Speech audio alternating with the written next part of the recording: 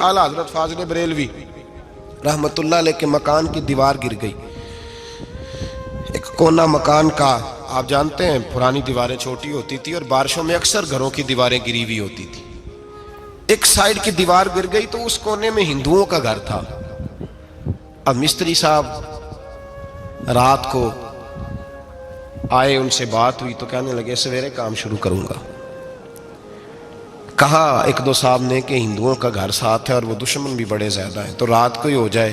कहने लगा जी नहीं, मेरी मजबूरी है, मजदूर कहाँ से लाऊंगा, बड़े मामलात हैं, सवेरे शुरू होगी। अब रात को मौलाना जफरुद्दीन बिहारी अलैहि रहमा कहते हैं बच्चे मदरसे के बाकी सारे लोग सबको जमा किया गया, चूंकि उस तरफ से थोड़ा खतरा था हिंदुओं की जानिब से।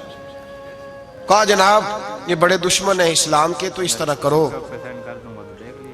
तरह करो कि दो तीन बच्चों की ड्यूटी लगाएं या कुछ लोगों की यहाँ रात को पहरा दिया जाए। ठंड भी बड़ी ज्यादा थी, खड़ा होना भी मुश्किल था।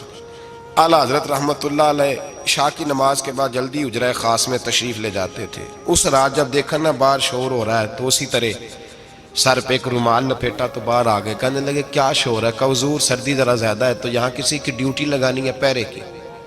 2 मिनट खामोश रहे, फिर फरमाने लगे कोई जरूरत नहीं, जाओ सो जाओ सारे जाके, कोई जरूरत नहीं, जाओ अपने अपने घरों को, कोई आदत नहीं, पहुंच जाओ। कहा हुजूर मेहरबानी करे, वो तय होने लगा था। फरमाया मेरी वजह से क्यों कोई सारी रात बेदार रहे, जाओ तुम्हें कहा ना आराम करो। लोग सो गए।